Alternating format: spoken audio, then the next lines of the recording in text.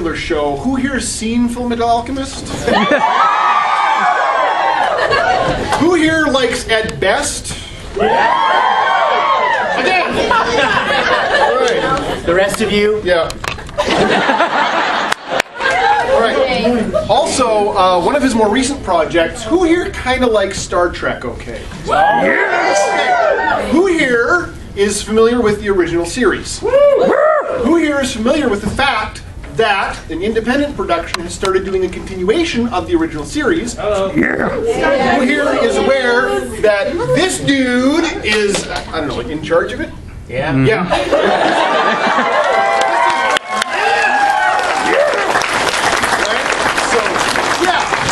So, I don't know if you've heard of Vic, but that's Vic.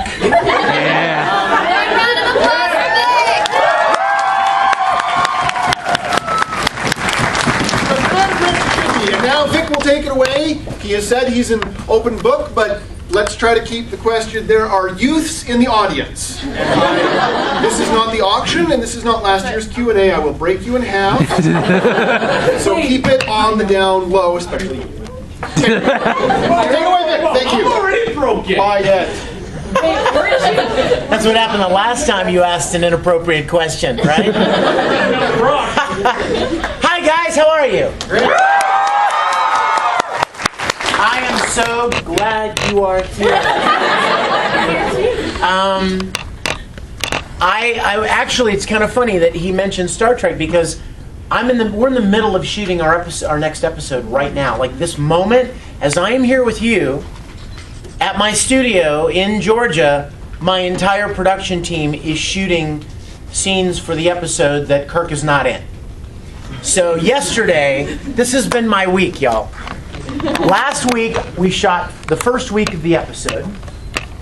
And then I got a call from Funimation that there were a couple of shows that I'm part of that they needed me to record 6 hours for. And I said, well, I can come in on the 22nd because we finished shooting on the 21st. And they said, no, that's going to be too late. We need you in before that because they have to be released for the broadcast, the simulcast thing. And so we finagled things. And day before yesterday, or 2 days ago, Wednesday, I flew out of the studio, out of Jacksonville, went to Funimation, recorded 6 hours, flew back the same night to continue shooting on Thursday, and then yesterday morning got up at, we were shot all day yesterday on set, and then yesterday afternoon went back to the airport, got on another plane to come and see you, and I'm very happy to be here with you.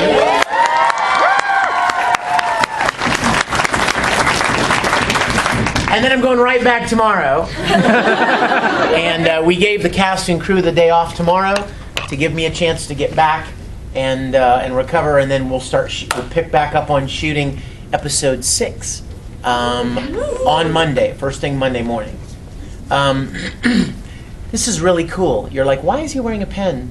This is very cool, and I'm kind of excited about it. It's a hearing aid device. It's like a microphone, right? Yes. And so if you're wondering, I can't write anything with it, but it's a microphone so that this young lady can hear me good. Let's see. What else before we get started? Anything else? Do you have lots of swag for signing? Oh yeah. A lot of you guys wrote me and told me that you were going to be here today and asked me if I was going to be bringing any of my music CDs or any of that stuff, and I have all of that. I brought them for you, and we'll be signing right after this all afternoon, so I'll have all of that available. Now, there's something very important I need to tell you that I brought. Some of you may know about it, some of you may not. I've been writing and producing music twice as long as I've been voice acting, and even to the point where I've done live concert events at some conventions, many conventions over the years. And a few years ago, I decided I was going to do a concert at a convention in Houston. And the convention organizer called me one day and he said, Vic, I just want you to know we're pulling out all the stops for this concert. He's like, we've got like fog machines and colored, intelligent lighting, programmable lighting, and we've got HD cameras. We've even got a camera on a jib arm. You know, those ones that sweep over the audience and stuff. And he's like, it's really going to be a nice looking concert. And I thought, well, if there was ever an opportunity to make a DVD, a live concert performance, that would be the time. So I did this live concert performance, and it turned out great. The music is great, the audience was great, the video is great, everything sounds great. And I have those DVDs available, but there's something very special on that DVD that I need to tell you about. Back when we were recording Full Metal, the very first one, before Brotherhood, about 10 or 11 episodes in, I started nerding out. I started getting really jazzed about Ed. And I was like, okay, I've done like 50 or 60 anime shows, but nothing has ever grabbed me the way that Full Metal. I was loving it so much. And I thought, man, I would love to cosplay.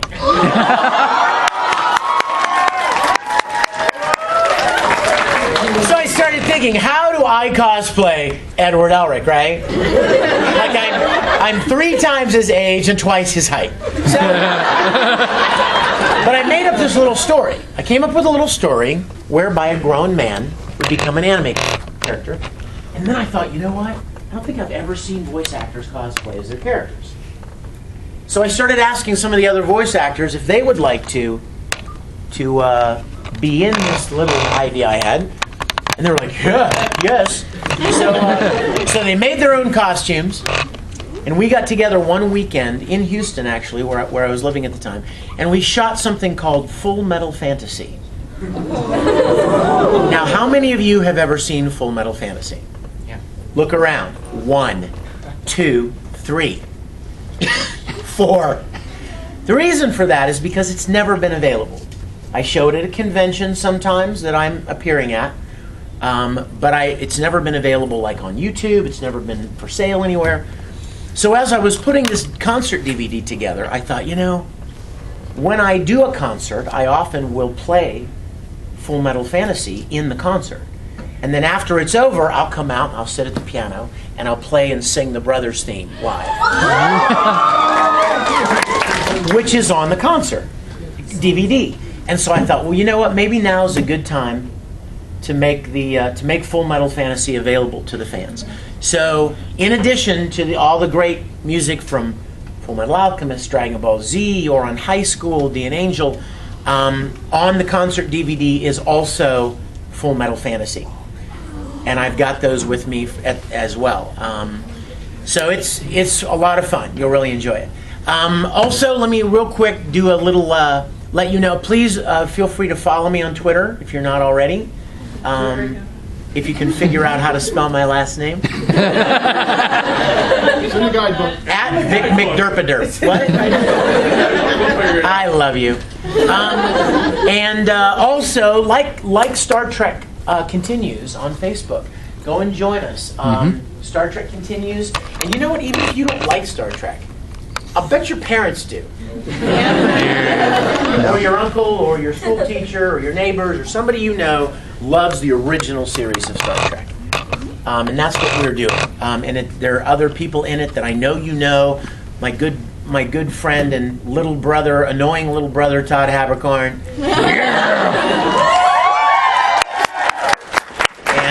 And my dear friend Chuck Huber, that you may know as Stein from and Tucker from Full Metal. He plays Dr. McCoy, and Todd plays Spock, and we have the time of our lives. We've got 5 full-length episodes online. It's just like watching the original series.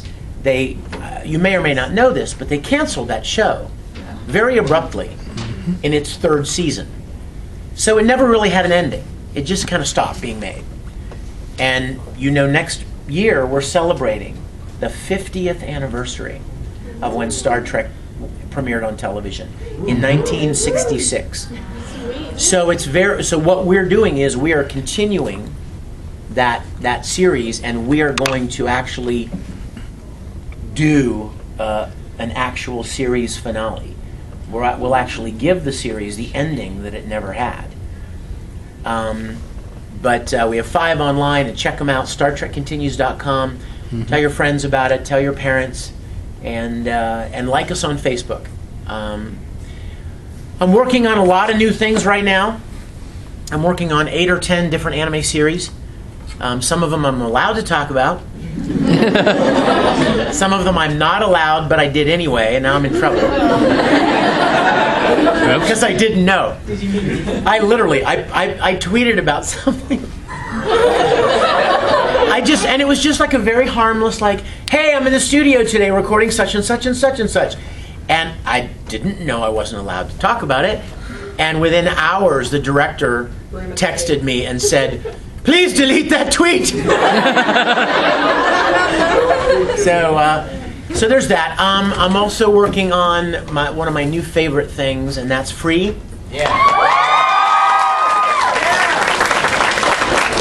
If you're not a swimmer, it's okay.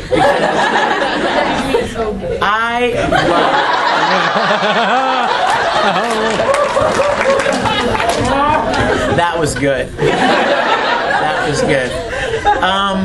I love that show, and I love playing ring. I've always loved sharks. Ever since I was a little kid. I mean, I even caught a baby shark when I was about 17, and I kept him in a tub until I realized that sharks can't live in fresh water.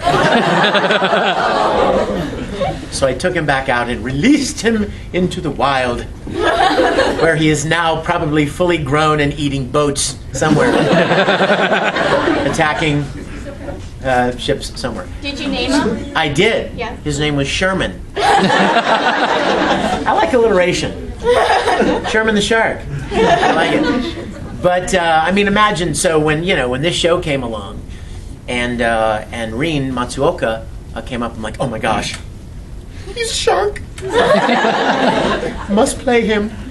Not only that, but you know that the Japanese voice actor who voiced Rin in Japanese is a man named Mamoru Mayano.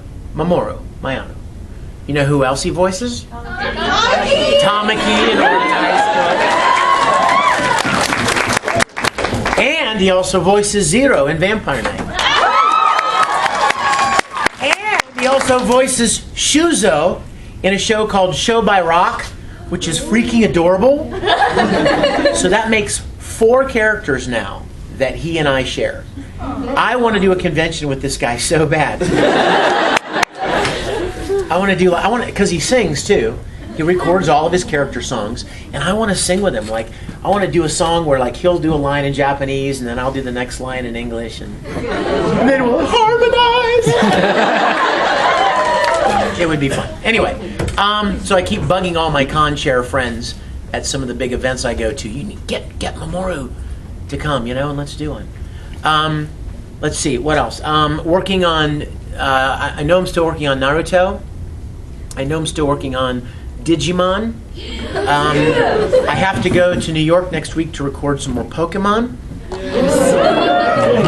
I'm working on a show called Heroic Legends of Arslan. Yes!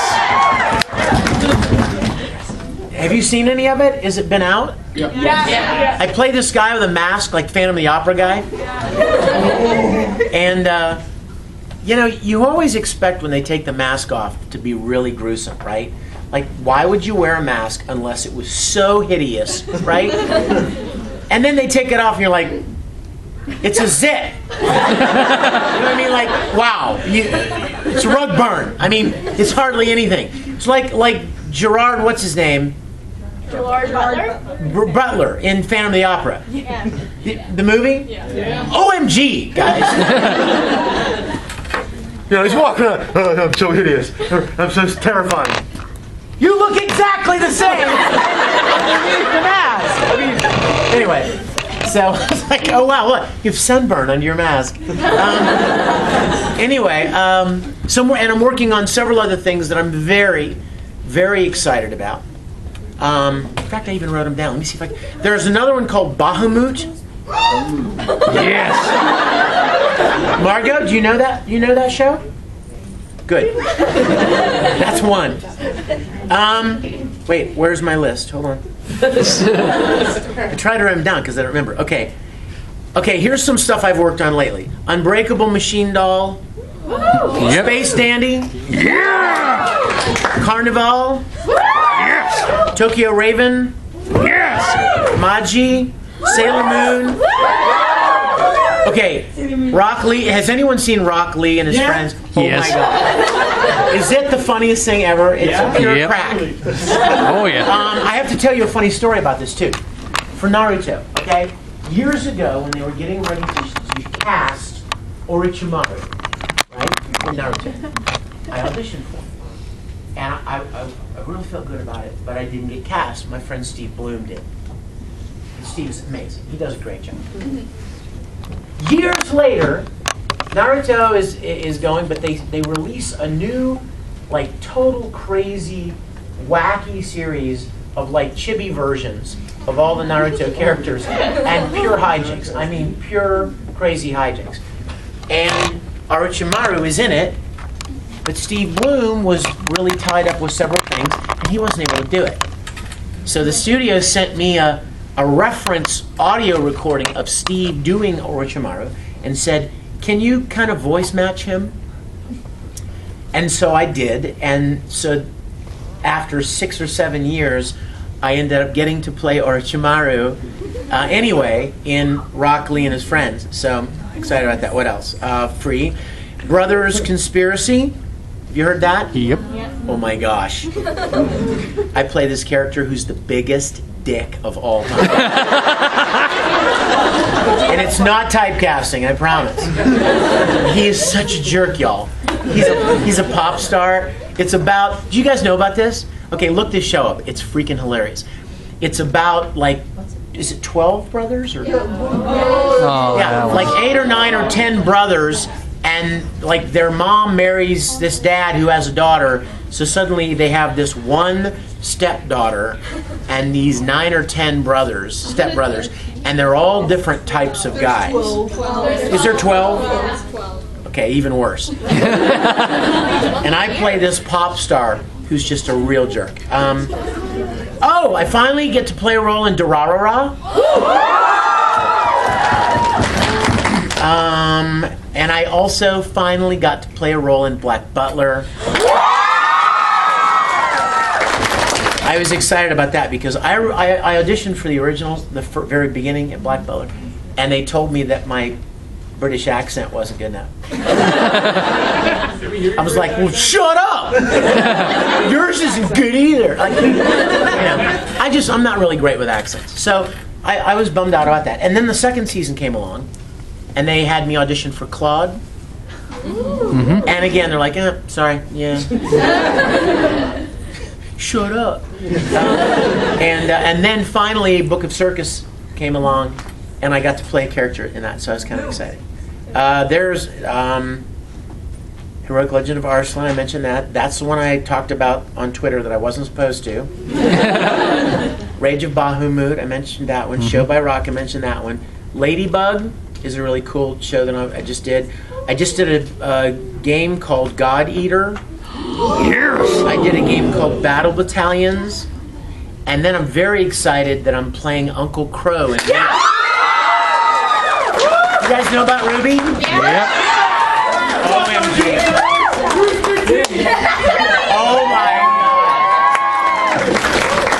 God. I'm very excited about that. Very excited. Yes. Very excited about Ruby. So, let's, sorry? Drunkle Crow. Yeah. Let's